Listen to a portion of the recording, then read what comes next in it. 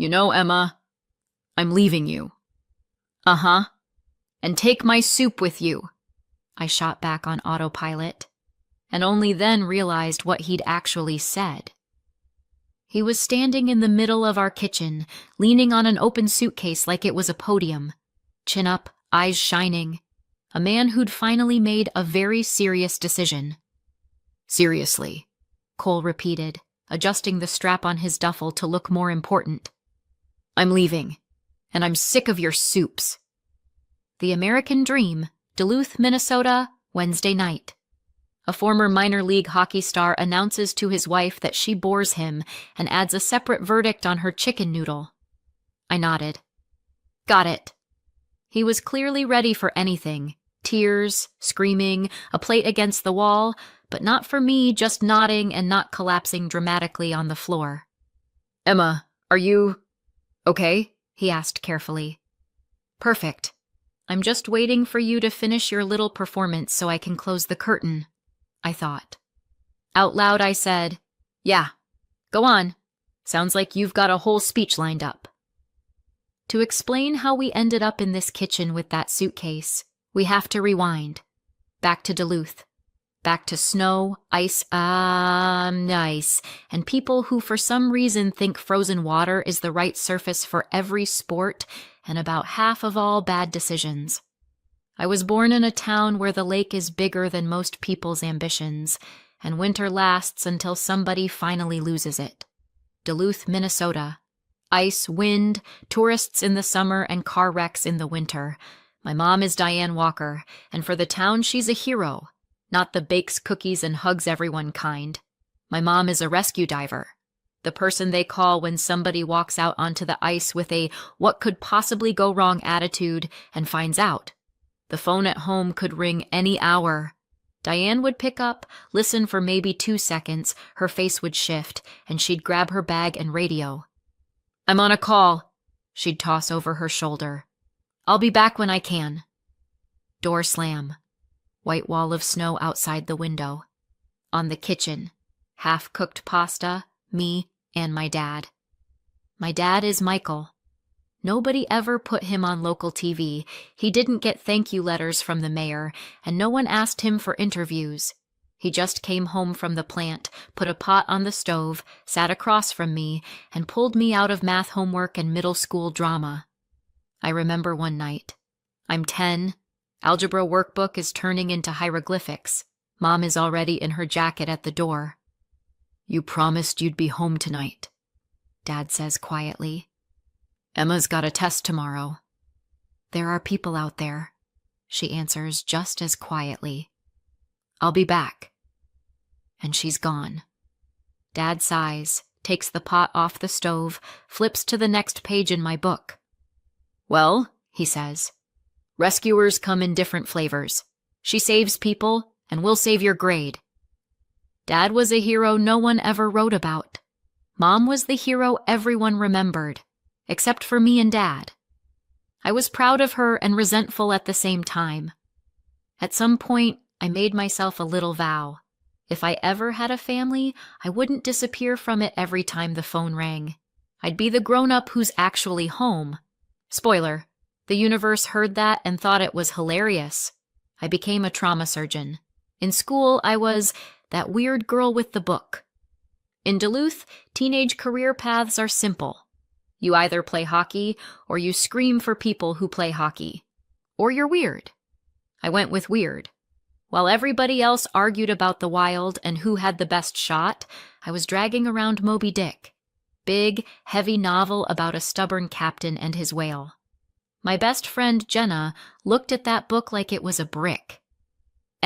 She said one day, normal people only read that if the English teacher threatens to tank their GPA. Normal people is a flexible term, I answered. Yeah, and somehow it never includes you, she sighed, stuffing a bag of chips into my locker. Here, in case you drown in your little letters, at least you'll go down snacking. It was easier to live in books where people suffer on schedule and for plot reasons than in a reality where Mom is always on calls, Dad gets quieter and more tired, and I'm just bouncing between them like an extra chair. Fights at home started as whispers, bits of sentences leaking from the bedroom. I can't split myself in two, and I can't carry all of this by myself. I'm saving people. Who's going to save us? Then it got louder. I pretended not to hear, shoved in earbuds, stared at Moby Dick, and hoped if I didn't look at the problem, it would evaporate. Spoiler, it didn't. One day Dad came to pick me up from school early. He was standing by the entrance, same face he wore when the plant announced layoffs. "Grab your stuff," he said. "We need to move." We meant him and me.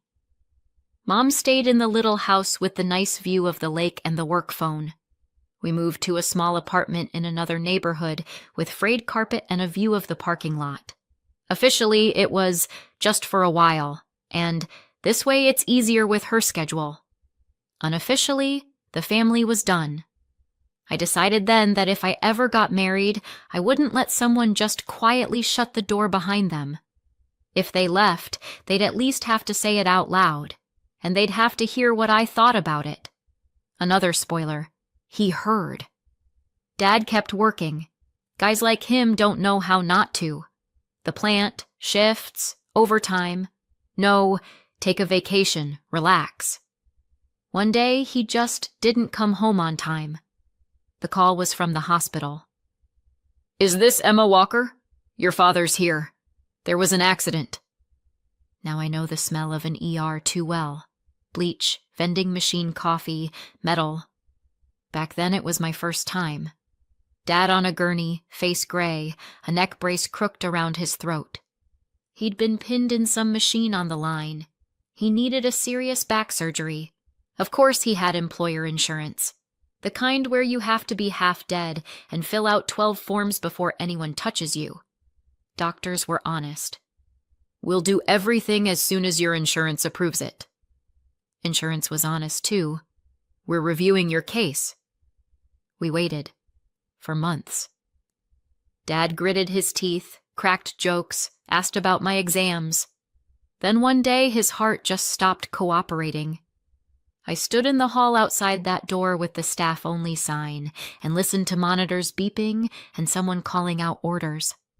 It felt like life and death were being decided right there, and I was locked out because I didn't have the training or the right badge. I decided I never wanted to be stuck outside that door again. That's how I finally locked in on medicine. Not go into healthcare. Be the person inside that room. Med school, residency, endless call nights. It all blurred into one long tunnel. I was always chasing life from behind, trying to catch up. Mom would call and tell me about another ice rescue. I'd tell her about exams and a 3-car pileup on the freeway. We both pretended my father was an old movie we'd accidentally left in the playlist. By the time I became a trauma surgeon in the Level 1 trauma center in Duluth, I had a degree, a license, student loan debt, and a permanent sleep deficit. A personal life? Not really. I had a schedule. And then one winter night changed everything. Yeah, sometimes the universe likes drama. A winter night in Duluth means snow flying sideways, cars skating down the highway, and our trauma bay turning into a collection point for everyone who thought physics didn't apply to them. I was in the call room, trying to choke down cold coffee and decide which was worse, the taste or the temperature, when they rolled in a gurney. "Male, 29, MVC on ice," the paramedic rattled off. "Suspected major knee injury. Possible spinal involvement. Awake. Cussing." On the stretcher was him, Cole Bennett. Even if you've never watched a minor league game in your life, that look is hard to miss. Tall, shoulders like a billboard, light hair, a little stubble, split eyebrow, and a bruise blooming on his cheekbone. And his eyes, pissed off and scared at the same time. "Oh my God, that's him," Nurse Kelly whispered. "That's actually Cole Bennett." "Do you ever watch hockey?" Another nurse snorted. "Or is it all true crime with you?" I glanced at the monitor. Films, vitals, preliminary notes. For me, he was another complicated case. For half the staff, he was a celebrity. "Doc," he grunted when I leaned over him. Be straight. Am I ever getting back on the ice? Straight? I said. Right now, I care about you getting back on your feet. We'll talk about the ice later. He closed his eyes, clenched his jaw. We hit him with pain meds, but there isn't an anesthetic for your life as you knew it might be over. The surgery was long. Professional hockey was a question mark. Walking like a normal person was the priority. I did my job like always. But once rehab pulled him out of the OR and into the hallway, it stopped being like always. Rehab is the worst part for patients and the best test for doctors. There are no quick wins. It's sweat, anger, and boredom. Cole hated every minute. I'm not crippled, he snapped at the PT. Right now, while you're lying there whining, you're pretty close. The PT answered. He wasn't any sweeter with me. Dr. Walker, he growled one day, do you really think my life isn't over? I think you still have a heart, lungs, and a brain, I said. That's already a decent starting kit. You don't get it, he muttered. I lost everything. I've lost a few things too, I could have said. Instead, I said, I have a whole ward full of people who thought they'd lost everything. Want me to introduce you? We'll start a club. He stayed mad, pretended not to listen, and then did the exercises anyway. At first out of sheer stubbornness to prove I was underestimating him. Later because he started to believe maybe he could come back from this. The nurses built a whole soap opera around us. He looks at you like that, they whispered. He looks at everyone like that. I waved them off. He's under contract with his own charm. That wasn't true. When the pain eased up, when the swearing turned into sarcasm, and he started making fun of himself, it was hard not to see the actual person under the sports commercial face. Stubborn, funny, terrified. No dating patients is a great rule. The problem is, patients have this annoying habit of getting better. Then technically they're not patients anymore. After they discharged him, Cole disappeared for exactly a week. I had just reached the, okay, that chapter's over stage, doctor, patient, thanks, goodbye, when he showed up in the unit with a giant box of donuts for the whole team and a huge coffee especially for Doc. I missed your charming personality so much, he announced. And your jokes, and the way you say, this might feel a little uncomfortable, and then basically break people's bones. My phrasing is medically accurate, I said. It's horrifying, he grinned. You're not.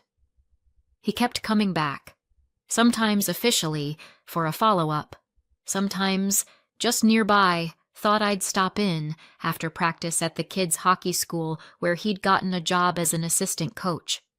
Sometimes he'd wait in the parking lot to drive me home. You shouldn't drive after a night shift, he said. I read a study. You read something besides sports headlines? I raised an eyebrow. No, but I trust the headlines. When Jenna found out a former hockey player was regularly chauffeuring me around, she rolled her eyes. She said, listen to yourself. He's just a grateful patient. He's looking at you like he's trying to decide what ring to buy. He's going through a rough time, I protested. He needs support. He needs you, she shot back. You're a doctor and you can't diagnose this? Really? I pretended not to get it, but I did find myself listening for his truck outside the hospital more than I used to, somewhere between thanks doc and you'll marry me, right? It all just happened. First it was coffee after my shift, then let's get dinner, you're starving anyway. Then he crashed on my couch because driving 2 hours in a blizzard is a bad idea. Then he brought over extra clothes so I don't have to keep going back and forth. Eventually, his old place was just gone, and his toothbrush lived in my bathroom full time. He told me about his past, the games, the roar of the crowd, the autograph signings on the backs of strangers' jerseys, his dad, career military, preaching the gospel of men don't cry, his mom hauling him from rink to rink, telling everyone her boy was going to be a star. In high school, he laughed, I never read a single book except Catcher in the Rye, and only because my English teacher was cute and threatened to flunk me. I faked the essays, charmed my way through, and everyone said I was going places. Well, I went, straight to Titanium Hardware. I liked being around him. I was older on the inside, like he said. He was younger about everything. Somehow, it worked. A year after the accident, standing in the hospital parking lot with snow coming down, he pulled out a small box. Emma Walker, he said, looking at me like I was his one remaining plan. I know you've already got a degree, a license, a mountain of med school loans, and way too many night shifts. But will you still marry me? I said yes. Not because I was desperate to get married, but because for the first time in a long time, I wasn't afraid to go home. We did the city hall thing. Papers, signatures. Jenna in a too short, too sparkly dress, crying. Mom at the back of the room, tired but proud. No dad. Married life turned out to be normal. And normal, in my world, is luxury. We rented a small 2-bedroom near the hospital. I lived between shifts and coffee. He lived between the kids' hockey school, the gym, and trying to invent a new dream for himself. We got a dog, a spaniel named Rusty. That was his idea. I want someone who's always happy to see me when I come home, he said. Hi, that's me. I raised my hand. You count patients in your sleep, he said. I need a creature whose entire world is my footsteps. Turns out there was room for both. I cooked a lot of soup. It was fast and cheap, sometimes pasta. Sometimes we ordered pizza and passed out before the second slice. Sometimes we went skating on the lake. Sometimes we just lay on the couch, Netflix on, pretending our schedules weren't killing us. There was a lot of exhaustion, almost no Instagram-worthy moments. And honestly, it was the best period of my life. Until something shifted. At first it was tiny. He started staying late, after practice. Then came nights out with the guys from the gym. Then his phone turned into a separate organism. Always face down, new passcode, notifications he swiped away too quickly. Got a new secret client? I tried to joke one night. Got a new secret headache, he muttered. People keep rescheduling sessions. I'm just texting with clients all day. Uh-huh, I said. Then why does this secret headache keep getting deleted from your messages? We fought. Loud, stupid fight. Doors, voice, all of it. I went to work with a knot in my stomach and no official diagnosis. I could look at a CT and say, fracture, needs surgery. In my marriage, I just kept telling myself, maybe I'm overreacting, while suturing up strangers. Eventually, I gave up and told Jenna. We were in my kitchen. I was stirring soup. She was eating it and listening. I don't like this, she said finally. I mean, I like your soup. I don't like your husband. It's just texting, I argued. She sighed. If a patient came to you and said, I've got this weird pain, but maybe it's nothing, and you saw all the symptoms, you'd order tests, right? You wouldn't pat him on the shoulder and say, let's not upset the vibes. You don't want to test because you're scared of the results. She was right. I didn't want to. Checking means admitting the problem is real. The universe decided to speed that process up. Cole and I had plans to go out to dinner. Just the two of us. Rare event, like a sunny day in February. I swapped shifts, actually did my hair, put on the one decent dress I owned. An hour before we were supposed to leave, he texted, Sorry, Em. Coach called a meeting about schedules. Really important. Rain check? Coach? Cute. I looked at my reflection in the mirror, then at my phone. Then I called Jenna. Dinner's still on, I said. We're just changing the lineup. Oh, she said. This is already my favorite plan. I'll be there in an hour. We went to that same restaurant anyway. They sat us in the back. 5 minutes later, I saw him. Cole was by the window. Same shirt he'd put on for me. Across from him was her. Brunette. glamorous, confident, in a dress that knew exactly what it was doing. She laughed. He leaned in, his hand on her knee. They looked like a promo still for a show called He Chose Fire. "I really want to be wrong," Jenna whispered, "but I'm pretty sure that's not Coach." "Unless he's coaching very specific skills," I said. I could have stood up, marched over, made a scene. I spend my life cleaning up after impulsive choices, so I stayed put. We pretended to eat. I watched the way he looked at her, the way he smiled, the way he lit up. At some point I realized this wasn't some client he texts. This was a whole other life. "What are you going to do?" Jenna asked quietly when we walked out into the cold. "Tonight? Nothing," I said. "Later? We'll see." The decision came the next morning. No melodrama, just like drafting a care plan. I knew her name. Irene. I'd seen it pop up on his phone. I also knew what she liked to be called, Rain, per her Instagram. Standard fitness influencer feed. Gym, selfies, bright lipstick. When Cole went to shower and left his phone on the table, I picked it up. Yeah, it's bad. Yeah, it probably wouldn't hold up in court. I wasn't planning to go to court. I needed facts. And there they were. A month of messages. Jokes about your boring doctor wife. Plans for when everything's sorted out. Pictures I did not need to see. I took a few screenshots. Insurance, but not the kind you bill. Then I opened her contact and texted. "We need to talk, tonight. 8 p.m., same restaurant. Just you and me." "See." Her reply.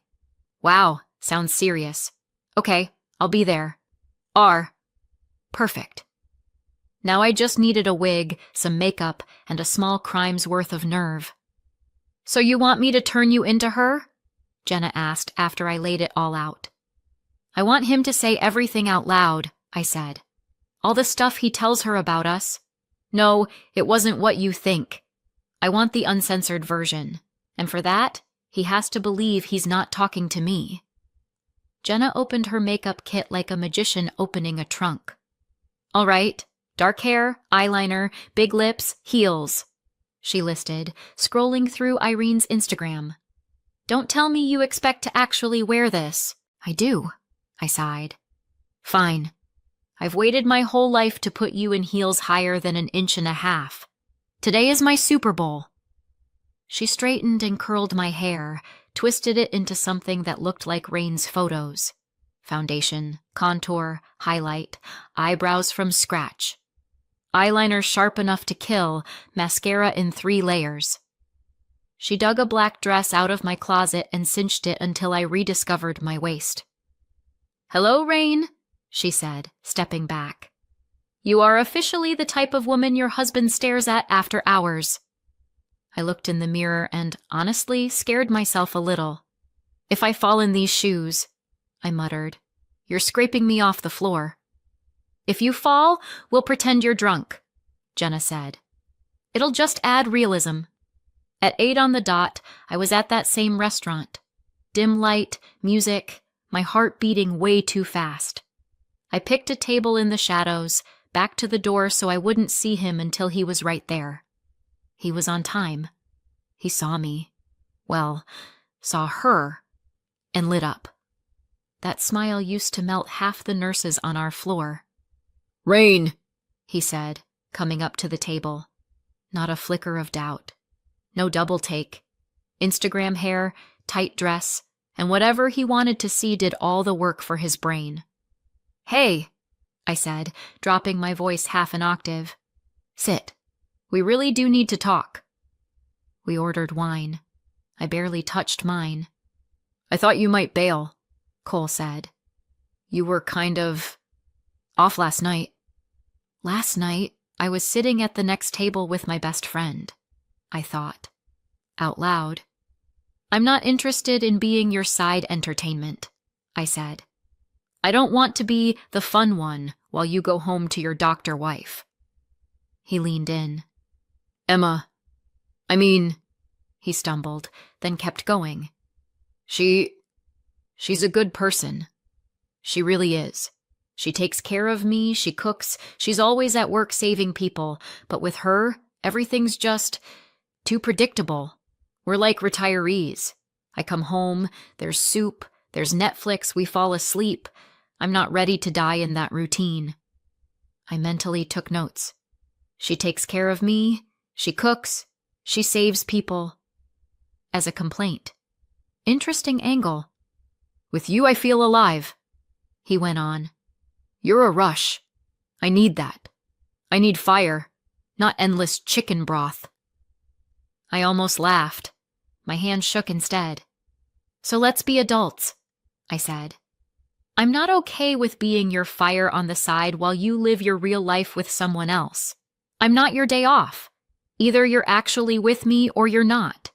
Move in with me. Leave her. Or we end this right here. He leaned back. You could see the wheels turning. Not for long, though. I've been thinking about that for a while, he said. Honestly, I can't keep doing this. I'll talk to her. Tonight. Tell her the truth. You're right. This isn't fair to either of you. If I'd had a cliché bingo card, I'd have yelled bingo on the spot. Okay, I nodded. Then we'll talk when you've done it. He paid, kissed me on the cheek, I came dangerously close to ripping his head off, and left. I sat there a few more minutes to get my heart rate under control, then went home. At home, I washed off the fake face, peeled off the heels, pulled on my stretched-out sweatpants and t-shirt. Back to being Emma. The real one. I sat in the kitchen, poured myself some tea, put my phone on the table, and waited. Sometime after 9, the door slammed. Cole walked in with the look of someone heading into a doctor's office for test results. This is going to hurt, but it's the right thing. Emma, we need to talk, he said. Déjà vu. Sure, I nodded. He sat across from me, palms flat on the table, gave me that serious look, like he wanted me to appreciate how tortured he was. I've been thinking, he started. And I can't live like this anymore. You're amazing. Really. You take care of me. You handle everything. But I'm still young. I want life, passion. With you, everything's too quiet. And the soups, I prompted. He brightened, relieved I wasn't arguing.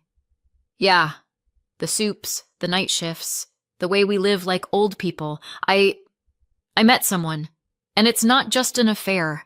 With her, I feel different. I'm leaving. He stopped, waiting for the explosion. I looked at him, at the suitcase by the door, at my mug. You packed? I asked calmly. Started, he said, thrown by my lack of drama. I don't want to drag it out. You're strong. You'll be fine. I pull people out of car wrecks, I thought. I'll manage without you. Okay, I said. Then finish packing. He looked like he'd been expecting at least one classic, "How could you?" or one tear. Nothing. He hesitated, then went to the bedroom. I heard the closet doors, hangers squeaking, the zipper on his suitcase. Rusty sat by the bedroom door, watching his person fold his life into a bag. A few minutes later, Cole came out, suitcase in hand. Emma, he began, I'm really grateful for everything you've done for me. You saved my life. Without you, I know, I said. You've mentioned it. No need to repeat yourself. He nodded, like we'd signed a mutual breakup agreement, and headed for the door. Well, I'm going, he added. Good luck, I said. Try not to slip. The door shut behind him.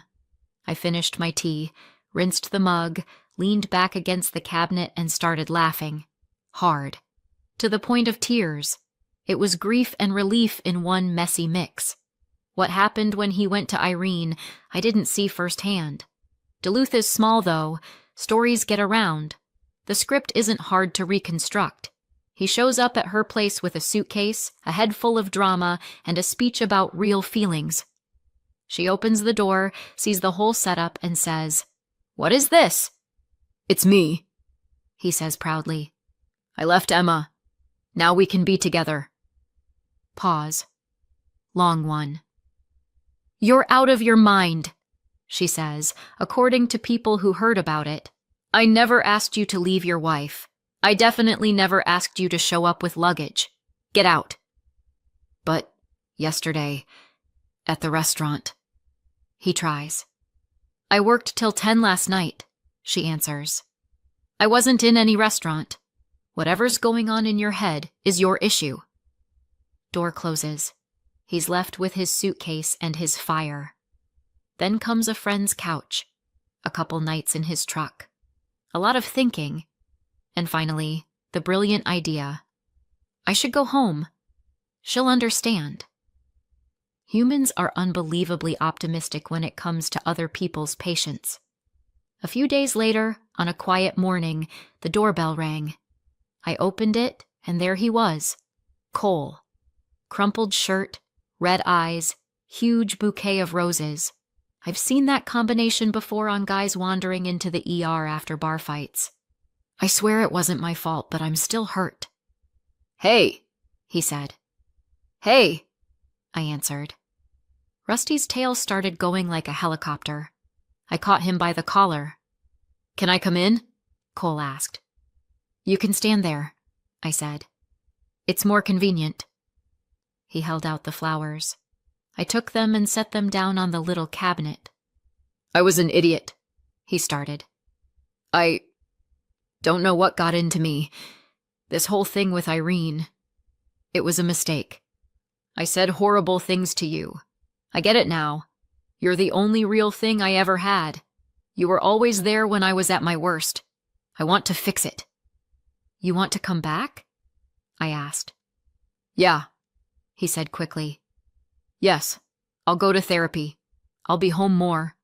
I'll help more, drink less with the guys, listen more to you. Let's just forget what I said. I wasn't myself." I looked at him. "Cole, the problem isn't what you said," I answered. "It's that you meant it. Sober. For a long time. You finally just said it out loud." He opened his mouth, but I kept going. "You chose fire. You looked down on soup and night shifts and normal life. You decided I was like a mom, and you needed an eternal party. That was your choice. Mine is what to do with that information." He fell quiet. "I want to come home," he said softly. "This isn't your home anymore," I said just as softly. "You walked out. I'm not leaving the door propped open while you go see what's on the menu down the street." He frowned. "I didn't know you could be this harsh," he said. "I tell people every day they're going to need surgery or an amputation or to live with metal in their leg," I said. "Trust me, I've got harsh. I'm usually on the patient's side. This time, I'm on mine." He glanced at the bouquet, at me, at the door. "That was you at the restaurant, wasn't it?" he finally asked. "That night." I smiled a little. "You wanted honesty," I said. "I gave you a chance to say everything you really think about us. You did great." He shook his head. "That's cruel," he said. "Cruel is making someone feed you, patch you up, support you, and then telling another woman how boring she is," I answered. "What I did was a clean incision with no anesthesia. Hurts like hell. Heals straight." We stood there a couple more seconds in silence. "Good luck, Cole," I added. "Honestly, I hope you learn to look at more than ice and your own reflection." I closed the door. Since then, things have been pretty simple. I work. Night shifts, ice crashes, ladder falls, bar fights. Take your pick. I keep putting people back together. At home, Rusty's waiting. and quiet, which took some getting used to. I still make soup, not because I have to feed my husband, but because I'm tired and I want something warm. Sometimes, walking down the hospital hall, I overhear someone on the phone complaining, "She's so boring. Everything's on a schedule. It's always work, dinner, same thing." I want to walk up and say, "Cherish your boring one. When you spin out on black ice, she's the one signing the consent and sitting outside the OR while they fix your knee." I don't. Every story has its own timing. On the rare nights off, I sit in my kitchen, stare at the stove, and think about how one simple sentence can turn out to be the start of your freedom. "You know, Emma, I'm leaving you, and I'm sick of your soups." Perfect. The soups stayed. The one who didn't appreciate them left. Feels like the only operation in my career that went off without a single complication. Did I go too far or not far enough? Let me know in the comments and subscribe for more. A week before my wedding, my dad was laughing while he installed a hidden camera in my fiancé's car. 2 days later, I hit play and blew up my own life in one evening. Sometimes I think it wasn't me who canceled that wedding.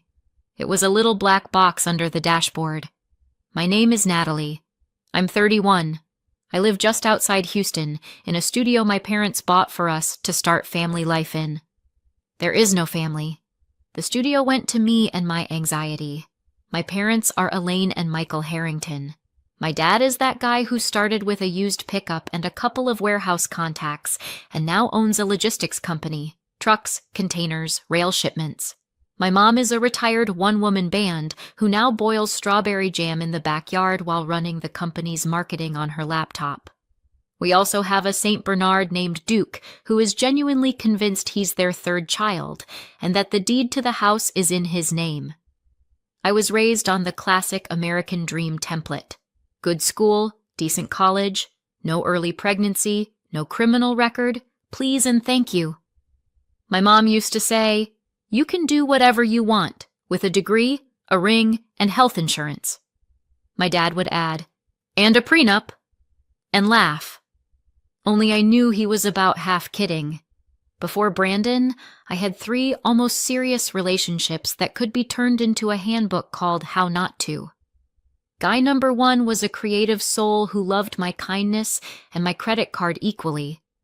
Guy number 2 was a shiny lawyer who once said, "We'll keep our finances separate. Your parents are rich. I've still got a mortgage." Guy number 3 occasionally showed up with tiny kids' shoes in his trunk and insisted, "Oh, that's just my nephew sometimes." After guy number 3, my mom sat across from me, put down 2 bowls of ice cream and said, "Let's be honest.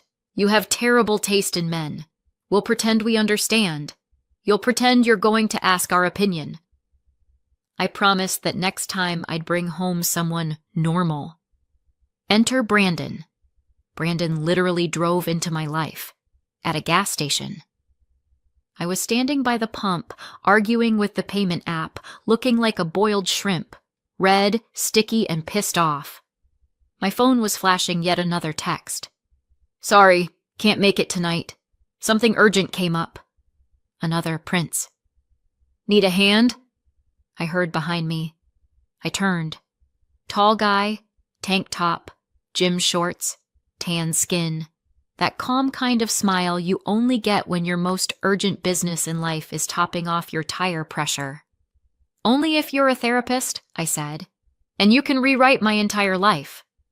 "Therapy's not really my field," he smirked, "but I can fill your tank." 10 minutes later, my car had gas, the app was defeated, and I already knew his name was Brandon, that he was a trainer at a regular gym not far from my office, and that he didn't have any urgent plans right then. A month later, we were texting every day. I found out he grew up in a rougher neighborhood with parents who were more committed to alcohol than to each other.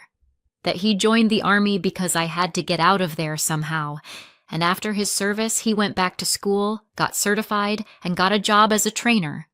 He wasn't a millionaire, a genius, or a rock star. He was just normal. A grown man who woke up in the morning, went to work, and didn't whine about it. That's what got me. Our first dinner at my parents' house looked like they were rehearsing for a senator's visit. Mom pulled out the good china, Dad sat at the head of the table like the CEO of his own life, and Duke sniffed Brandon like he was deliberating his verdict. "So, you're a trainer?"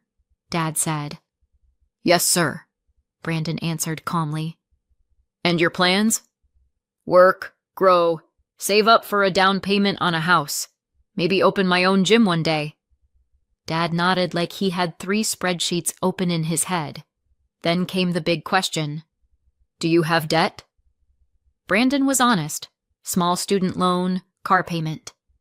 After dinner, Mom told me, "He's good, really good, but it's not going to be easy for you too."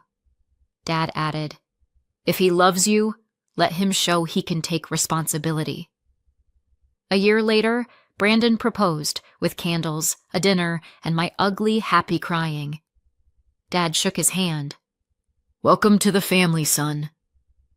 My parents bought us a small studio closer to downtown, a nearly new car in my name, and covered a big chunk of the wedding budget.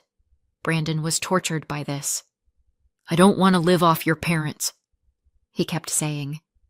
"I don't want it to feel like I'm getting everything handed to me." Dad said, "We're going to spend this money anyway. Better on you two than on Duke. He already thinks he owns the place." Mom just kept repeating, "The only thing that matters is honesty and loyalty. The rest we can figure out." I listened and nodded because I truly believed I'd found a man who was all of that. Or so I thought. A week before the wedding, we went up to my parents' place for a barbecue. Final details, mood boards, playlists, the whole circus. Mom was making a salad and yelling at me for being too nervous. Duke was chasing a green ball like national security depended on it. "Natalie, go see where your father disappeared to," Mom said. "He vanished again like our property tax bill." I went looking. Office, empty. Wine cellar, empty. Garage, light on. I peeked in and found my dad on his knees by the front bumper of Brandon's car. In his hands, a little black box, a laptop, a mess of cables. "What are you doing?" I asked. "Planting explosives in the wedding gift?" "Relax," Dad grunted without looking up. "It's just a camera. Same ones we put on all our trucks." "You're installing a hidden camera in my fiancé's car," I said slowly. "You do hear yourself, right?" He straightened up and sighed. "Natalie, I have lived way too many years in a world where people smile at you and then throw you under the bus," he said. "I'm used to checking, not trusting." "Then just talk to him," I said. "Ask him straight." "And say what? Hey there, son, you're definitely not cheating on my daughter, right?" Dad snorted. "Do you know what every man will answer? No. Even if he's on his way to see someone else." Everything in me bristled. "This is an invasion," I said. "This is protection," he shot back. "If I'm wrong, I'll buy him an expensive bottle and apologize. If I'm right, you won't be left with a baby and a mortgage and a guy who lied the whole time." He snapped the panel back into place, hid the camera, tested the remote connection. "At least turn the audio off," I said. "The video will be more than enough." "Fine," he sighed. "Video only." I probably should have blown up right then. Instead, I said, "If it turns out he's clean, you tell him about this yourself. You don't put that on me." "I promise," Dad said. Too bad we never got that far. 2 days before the wedding, Brandon told me he had to drive out of town for work, meet some guy about a new contract for the gym. I was deep in wedding prep hell. Nails, brows, dress fitting, all the stuff that looks fun only in Pinterest boards. He came back late, exhausted. "You okay?" I asked. "Yeah, just a long day," he said, and went to shower. He was asleep within minutes. I wasn't. The camera was buzzing at the back of my mind. So were the things he hadn't told me. And my dad's words about protection. After an hour of staring at the ceiling, I got up, went down to the garage, opened the app on Dad's laptop. At first it was boring. Free therapy for an anxious bride. Highway, traffic, gas station. Brandon singing along to the radio. I almost closed the laptop and told myself to grow up. Then I saw the sign. One-story buildings, ramps, people in wheelchairs. A nurse came out with a young woman in a chair, thin, drowned in an oversized gray hoodie. Brandon practically jumped out of the car, grinned at her, scooped her up like she was made of glass, moved her to the passenger seat, buckled her in carefully. They pulled out onto the road. Fields, tree lines, some ancient gas station, a lake, a picnic area. Brandon spread out a blanket, carried her out, sat her down, unpacked food, juice. The camera was at a slight angle, but I could see enough. They were laughing. He brushed her hair back. She leaned her head on his shoulder. Then they laid down on the blanket. She rested her head on his chest. He wrapped his arm around her. Something inside me just snapped. On the drive back to the center, the window must have been cracked, and even with the audio off, the mic caught a few lines. "Brandon, I'm scared." Her voice. "What if I can't do this?" "I'm here, Liv." His. "We're going to raise our baby. I don't care what the doctors say." "We're going to raise our baby." I hit pause. Sat there for a full minute, just breathing, trying not to throw the laptop across the garage. My fiancé, the man I was supposed to stand next to in church in 48 hours, was taking some woman out of a long-term care facility and promising to raise their baby. I finished the video. He carried her back in his arms. The nurse nodded at him like they were old friends. He sat in the car for a moment, forehead on the steering wheel, then started the engine and left. The file ended. So did my old life, pretty much. I went back upstairs, flipped the light on. Brandon stirred. "Natalie?" I dropped the laptop on the bed next to him. "Watch this," I said. "Rehearsal for your future family life." He watched. I watched his face. He tensed at the Green Oaks sign, turned pale at the picnic, closed his eyes at our baby. "What is this?" he asked quietly. "A camera," I said. "My dad's. In your car." He was silent for a few seconds. "So you and your dad decided to spy on me?" "We decided to find out the truth," I snapped. "You decided to build a second family." "That's not what's happening," he said. Classic line. "Really?" I laughed. "You drive out to a long-term care center, pick up a woman everyone there clearly knows you with, lie on a blanket with her, and promise to raise a baby.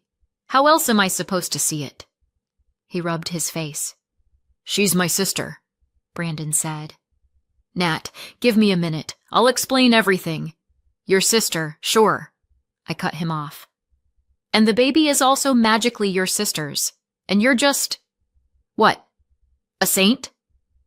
I wasn't listening. At that point, I was pure anger in leggings. Brandon looked at me for a long moment. "I can see you've already decided," he said quietly. "It doesn't matter what I say. You're going to believe whatever the video tells you." He stood up, opened the closet, started packing. "You're seriously just gonna walk out?" I asked. "You're not even going to try?" "I am trying," he said, not looking back. "Trying to talk to someone who throws a recording in my face but doesn't ask a single question." He grabbed a bag, his wallet, his keys. "There's not going to be a wedding," I said. "I got that." He nodded. The door shut behind him, and that was it. My future husband turned back into just a guy with a backpack walking out of my life. The next day, I called everyone who needed calling. Restaurant, church, florist, photographer, saying, "The wedding is canceled 20 times in a row" is a very specific form of torture. I told my mom, "He cheated on me." she cried, hugged me, kept saying it was for the best. I handed my dad the camera. He watched the recording, came back, braced his hands on the table, and only asked, "Are you sure you want to call everything off?" "It's already done," I said. He nodded. Looked less like the guy who'd caught the bastard and more like a man who'd dug for oil and found a toxic waste dump underneath. Brandon didn't text, didn't call, didn't try to explain. At the time, I called it cowardice. Now, it's not that simple. I moved back into our studio, alone. Everything in that apartment screamed that there should be two of us, two Mr. and Mrs. Muggs, two toothbrushes, half a closet sitting empty and judging me. My friends split into two camps. Team 1, better now than after 2 kids. Team 2, what a jerk, not even trying to talk. I agreed with both teams, depending on the day. I changed my route to avoid driving past his gym. Didn't look at his socials, first out of principle, then out of sheer fear. Once, in a grocery store parking lot, I almost ran into him. I saw his back, his walk, a stroller next to him. A real one, with an actual baby in it. I grabbed the steering wheel like it could save my life, stalled the engine, and by the time I got it started again, they were gone. I didn't sleep properly for 3 nights. All I could see when I closed my eyes was Brandon, the woman from the car, and that stroller, and yes, I hated him, and myself. Now here's what I didn't know back then, and what you already know I'm going to find out. Brandon spent his whole life believing he was an only child. Until one night, an old neighbor lady, in the middle of his parents' drunken argument, asked his mom, "How's your little girl doing? The one in that place?" Joyce tried to laugh it off, blame confusion and old age, but alcohol makes some tongues looser than they should be. That night, Brandon dragged the truth out of them. He had a twin sister, Olivia, born the same day, but with a severe autoimmune joint disease, brought up on pain, surgeries, and a prognosis that basically said, life in a wheelchair, constant care, endless meds. Jean and Joyce were young, broke, and very tired. They picked the easiest route, signed away their parental rights, handed the baby over to the system, and decided that it's better this way for everyone. For Brandon, forgetting was trickier. When he found out, he was in his early 20s. He moved out quietly, without hitting anyone, which frankly was impressive. Then he started looking for his sister through social services, archives, bureaucratic hell, and a couple of rare kind people in the right places. Eventually, he found Olivia at Green Oaks, that same long-term care facility I later saw through my dad's camera. She was sitting by the window with a book in her hands. He walked in and said, "Hey, I'm Brandon. We were born on the same day." She glanced at him, smirked. "Is this a new therapy? Entertain patients with fairy tales?" He showed her his papers, birth certificate, documents, proof. She listened and asked, "So they didn't lose me. They gave me away. Officially." And then she just nodded, like she was filing it away under confirmed suspicion. Brandon started visiting every week, sometimes twice. He brought real food, not the stuff in plastic trays, books, managed to get her a decent mattress through a charity. And he heard story after story about people the system took care of, just enough to keep breathing, but not enough to live. Green Oaks had a resident doctor named Oliver, young, ambitious, and just a bit too in love with his own research. He came up with a social integration experiment. Take Olivia out to a restaurant and see how she copes with the real world. She wanted it. Badly. Brandon had doubts, but she begged, and he gave in. Bright lights, noise, tables packed too close together, bathroom at the other end of the room. Dinner out was a full-blown boss level for Olivia. By the end, she could barely stand. Oliver drove her to his place to rest because the center was far and she was already half asleep. And then, Textbook How to Wreck Your Medical License. He helped her lie down, gave her some water, sat on the bed for just a minute, and fell asleep. They woke up no longer in doctor-patient positions. A few weeks later, Olivia found out she was pregnant. Her primary doctor, not Oliver, looked at the test results and went pale. "Olivia, this is a huge risk. Your condition, your meds, the joint damage. Pregnancy is an enormous strain. I'm obligated to list all the possible complications." And he did, up to the word death. She listened. Then she called Brandon. "I'm pregnant," she said. "Everyone thinks this is insane." Brandon came the same day, sat on the edge of her bed, held her hand in silence for a long time. Then he said, "I'm not going to pressure you either way, but if you keep this baby, I'm with you. I'm not letting the system take another person from our family." That was the moment my dad's camera later sliced into one line, "We're going to raise our baby," and played back to me without any context. Dr. Oliver, meanwhile, transferred to another facility at lightning speed. He was terrified. Patient, pregnancy, potential scandal, loss of license. Olivia didn't file a complaint. No resources, no strength, no desire to go to war with the system when she could barely breathe and had a baby growing inside her. Brandon found a charity to help with her treatment bills, helped her get disability and assistance, helped her move into a small, accessible ground floor apartment. He worked extra shifts at the gym, said no to himself, and said yes to diapers and a crib. And at the same time, he was planning a wedding with me, trying to find the words to tell me everything, waiting for the right moment that never came. That's where my dad's camera came in and finished the job for all of us. Olivia had the baby, a boy, Noah. The pregnancy nearly killed her, but it didn't. Both of them survived. Brandon turned into a one-man support service. Groceries, baths, doctors, paperwork. Rocking Noah at 3 a.m. while Olivia lay there bargaining with her joints not to fall apart. One night he came over with a small velvet box. "Hide this for me," he asked. "I can't throw it away, and I don't want to see it." He didn't explain. She didn't push. Months later, looking for a clean cloth diaper, she stumbled across the box, opened it. Inside was a thin white gold bracelet with a small pendant in the shape of an N. On the inside engraved, "For my wife Natalie." Olivia stared at it for a long time, at the word wife. That evening she asked, "Who's Natalie?" Brandon sat down. "My fiancée," he said. "Was." "Why was?" "Because I kept my mouth shut for too long," he said.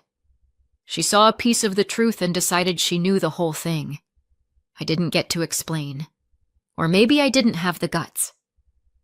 Olivia is not big on drama, but even she decided this was too much. She looked up Elaine Harrington, Houston, Texas, found the company website, the address. Then she asked Dr. Oliver, who still sometimes gave her rides to appointments, for a ride to see one woman. He told her it was a terrible idea. Then he looked at Noah and agreed to go.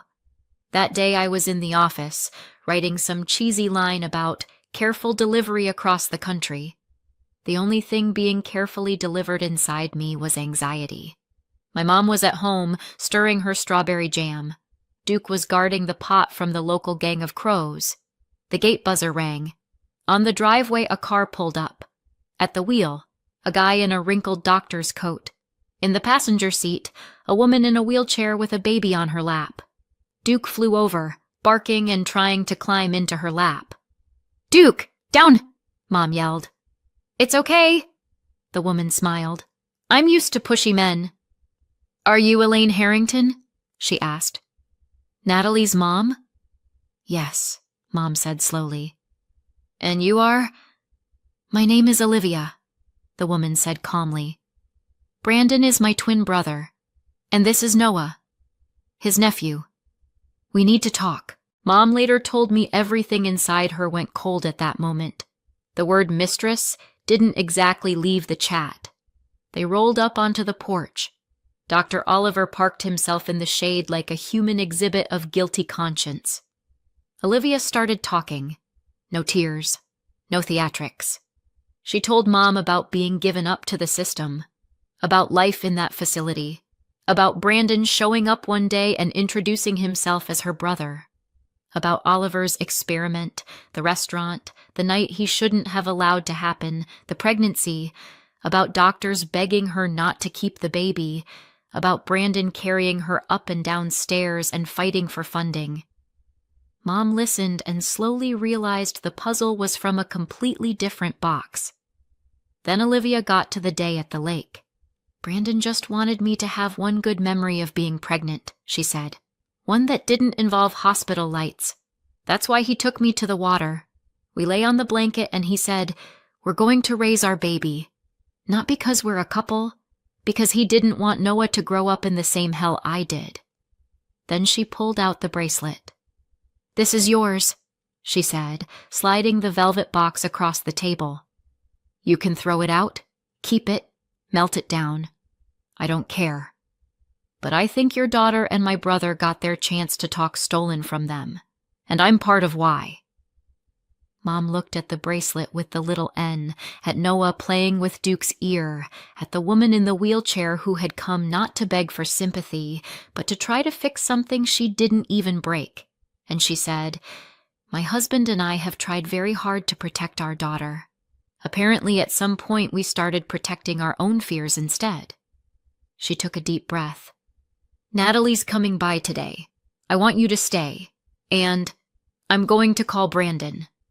I drove over to my parents just because I suddenly wanted my mom's coffee and some quiet. I pulled into the driveway. Duke was doing his usual tornado impression. On the porch, I saw my mom, the guy in glasses I vaguely recognized as a doctor from some charity visit to Green Oaks, and a woman in a wheelchair with a baby on her lap. I knew her immediately. It was her, the woman from the video, except not pixelated. Real. My first thought was, well, at least his mistress is pretty. Yeah, my brain is not my best friend. Mom got up. "Natalie, come here," she said. "We need to talk." I sat. She put a mug of coffee in front of me. My hands shook so much I almost spilled it. "This is Olivia," Mom said. "Brandon's sister. And this is Noah." Olivia looked me straight in the eye. "I'm pretty sure I'm the reason you called off your wedding," she said calmly. "Can I at least give you my version of that recording?" I nodded. Where was I going to go? She told me what you already know. I didn't. With every section, my stomach twisted tighter, not because of Olivia, because of me. At some point, Noah reached for me. I automatically took him. He was heavy, warm, smelled like milk and baby shampoo. A whole little person who existed because one man once refused to repeat his parents' cowardice. "Brandon should have told you sooner," Olivia said honestly. "He's an idiot. I'm not excusing his silence. And your dad shouldn't have planted that camera, and you shouldn't have made up your mind off a single video, but we all did what we did. And I shouldn't have tried to control everything with gadgets," Mom added quietly, "or pushed you with my fear." Duke lay down across my feet like a very large, very furry emotional support animal. Mom put her hand over mine. "I called Brandon," she said. "Told him I want to see him this weekend. Here. With you. With Olivia and Noah. No pressure. Just to talk." "And?" I managed to get out. "He said he'd think about it," she answered. "But from his voice, I think he's coming." Olivia smiled sideways. "He's stubborn," she said. "But when it comes to people he loves, he shows up, even if he growls the whole time." I sat there with Noah on my lap, looking at the bracelet on the table, and realized that the person who hit play and decided she knew everything, that was me. Dad put the camera in, Brandon kept his mouth shut. But I'm the one who slammed the door on the wedding. Right now, the bracelet is on my nightstand. Duke curls up next to the bed and sighs like some old philosopher. Brandon hasn't called yet. The weekend's still ahead. I don't know if he'll show up, and if he does, I honestly don't know what I'll say first. I'm sorry, or you're not innocent either. Probably both. So here's my question to you, since you've listened this far. If a man stays silent about the ugliest, most painful part of his life because he's terrified of losing you, but at the same time he's carrying someone else's fate on his shoulders and he's not actually lying to your face, is he a jerk?